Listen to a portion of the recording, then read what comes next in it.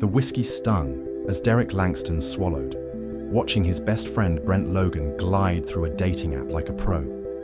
Tuesday nights at Ali's had become their escape from the robotic grind of cyber shield solutions. This is what freedom looks like, Brent laughed, still raw from his recent divorce. 3 matches today alone. Derek nodded, unsettled. At 35, he felt alien in this swipe left, swipe right world. He and his wife Valerie had met through an old-school office party. No algorithms, just eye contact, real conversation. 7 years of what he thought was real love. Here, just try it, Brent said, handing over his phone. Derek hesitated, then caved. He mimicked the gestures, swipe, swipe. Digital window shopping for people. Brent grinned. It's addicting, right? But Derek's hand froze. His heart dropped. There she was, Valerie, smiling in a red dress he didn't recognize, hair cascading, eyes full of secrets. Val? The name tasted foreign. Brent's face went pale. That can't be her. But it was. Her bio was unmistakable. 33, in a relationship, but it's complicated. Not into monogamy. Love good conversation and better adventures. She was 5 miles away, at home. Maybe someone's using her pictures, Brent offered weakly. But Derek couldn't hear him. The betrayal was written in her own words. He tossed a $20 on the table and left. The air outside was sharp, but not enough to numb what he felt. By the time he got home, Valerie had texted, "Working late. Don't wait up. Love you." He stared at those words. Love you. Had he ever questioned them before? Not anymore. He booted up his laptop and downloaded the app. New email. Fake identity. Photos of an old friend. Meet Troy Mitchell, a 38-year-old consultant new to Chicago. And within 40 minutes, he matched with his wife. "Hey, handsome," she messaged. "New here." His fingers trembled. New enough to still be exploring. Her response, "Depends what kind of exploring you're into." Each message that followed cut deeper. She told Troy everything. Her marriage, just a label. Her husband, predictable. She craved something, or more. By midnight, she was sending photos, lingerie he'd never seen, in their bedroom. They made plans for the next night at a hotel bar. Derek shut his laptop. Valerie was already asleep in the bedroom. He took a pillow and crashed on the guest bed, staring into darkness. The next phase had begun. Morning brought routine. Valerie kissed his cheek, coffee in hand. "Dinner with Madison tonight. Don't wait up." Derek smiled. "Have fun." Once she left, he went full cyber operative. As CyberShield's lead security analyst, he knew how to dig. Her phone, her messages, her cloud, they all belonged to him now. What he found wasn't just infidelity, it was rot. Secret photo albums, hotel receipts, messages to multiple men. One stood out, Lawrence Thornton, his boss. Messages like, "He's clueless. I'll keep him busy with Chen Project." Another name appeared. Detective Tyler Griggs, married, with 3 kids, and complicit in something darker. Last year's minor accident? It wasn't. Derek uncovered medical records, witness statements. Valerie had hit an elderly pedestrian who later died. Griggs had buried the case. Derek collected everything, meticulously, but he needed more. He needed Valerie to confess. At the Lakeside Hotel bar, he arrived early. Planted, hidden cameras. At 7:02 p.m., Troy messaged, "Running late, grab a spot." Valerie replied, "Already here." Red dress, corner seat. She looked radiant, confident.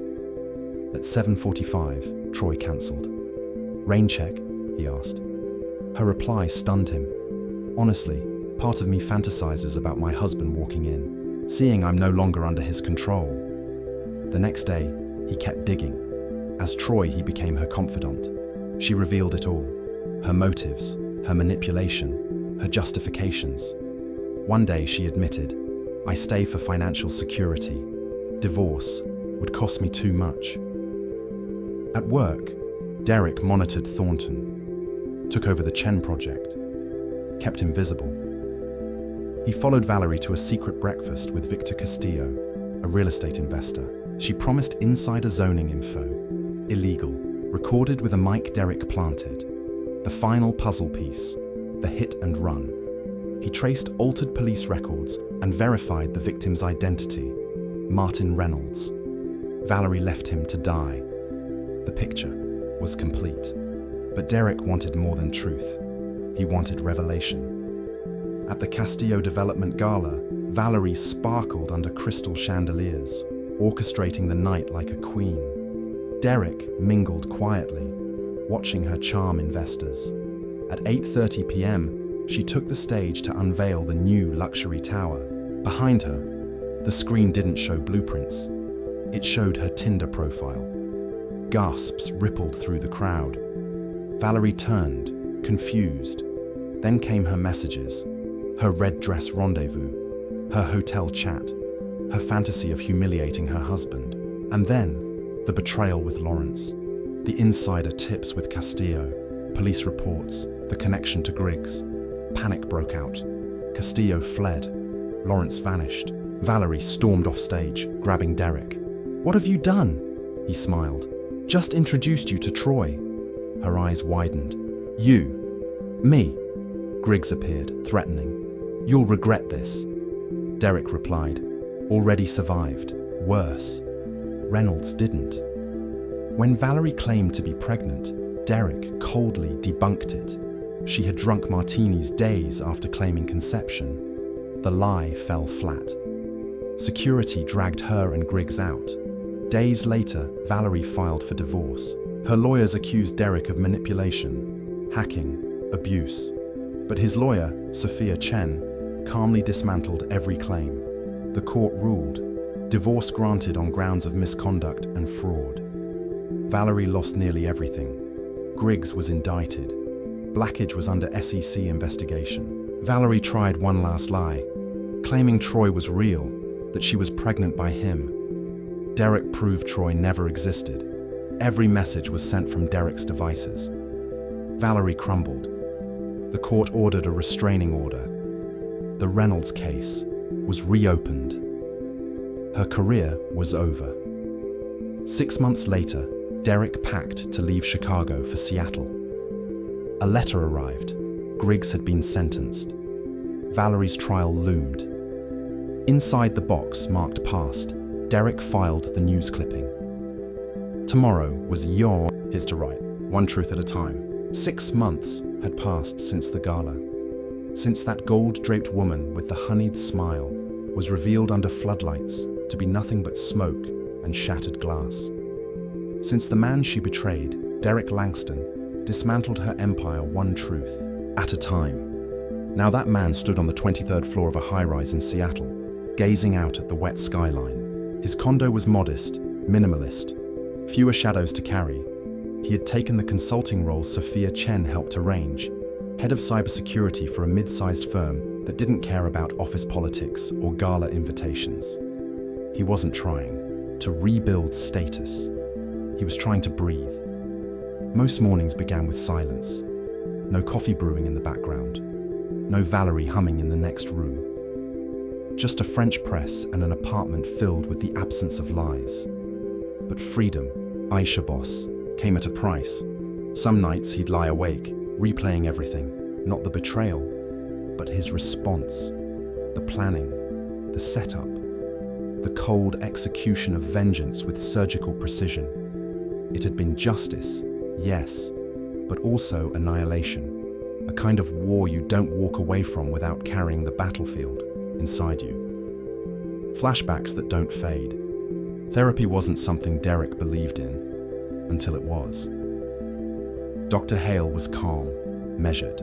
She didn't ask him how he felt about what happened. She asked him why he didn't leave when he first found Valerie's profile. "Because I needed to see who she really was," he'd said. "And what did you learn?" "That she never existed." "Not really." just a version of her I built in my head. And Troy, he paused. Troy was my weapon, but he became my mirror too. In his sessions, he admitted things he hadn't told even Brent, that some part of him had enjoyed it, the control, the power, the revenge. But it didn't fix anything, he said one rainy Thursday. Dr. Hale had nodded. Because justice isn't healing, it's just balance. The fallout continues. Meanwhile, Valerie's world was still unraveling. The Reynolds case had grown into a criminal trial. The victim's family had come forward with new evidence, including a letter Derek helped them piece together, an anonymous email Valerie had once sent to Griggs, hinting at witness tampering. The DA was pressing for involuntary manslaughter and obstruction of justice. Her legal team changed twice. One lawyer quit mid-trial, citing client non-cooperation and ethical conflict. The second one tried to argue diminished capacity, but the court had Derek's complete digital log. The deception wasn't impulsive, it was planned. At one point, Valerie gave a statement from jail. Everything I did because I felt invisible. I made mistakes, yes, but I was fighting to be seen. Derek watched the clip on the news. She was still trying to spin a story, still playing to the crowd, still performing. One final visit. One afternoon, Sophia called. Valerie wants to see you, just once. She's agreed to a recorded conversation. No contact afterward. Derek hesitated. Why now? Closure, Sophia said. For both of you, or for the record, maybe both. The meeting took place in a private room at the detention center. There was no glass between them, just a table, a camera, and 10 feet of emotional wreckage. Valerie looked smaller. Her hair was tied back. No makeup. Her eyes still had that fire, but it was muted now, like embers running out of fuel. I thought I'd feel hatred, she said softly. But it's just quiet. You ruined everything, Derek replied calmly. And I let you. Her eyes flinched. You don't get it. You were always distant, so buried in your code, your projects, your systems. You made me feel like a background app in my own life. I was working for us. No, you were working to feel safe, and I needed danger. That wasn't danger, he said flatly. That was destruction. There was silence. Then she whispered, Do you ever think we could have fixed it if we'd just talked? Derek met her gaze. No, because you never wanted to fix it. You wanted to win. She looked down, eyes glossy. I am pregnant now, by the way. Not a lie this time. It's someone else's, but I don't even know if I'll get to raise her. He didn't respond. The camera clicked off after exactly 20 minutes. He stood up and said the only thing that mattered. I hope you become someone your child won't be ashamed of. And he left. The beginning of something. Real in Seattle, Derek eventually joined a support group for spouses of infidelity, not victims, as the group moderator clarified, but rebuilders.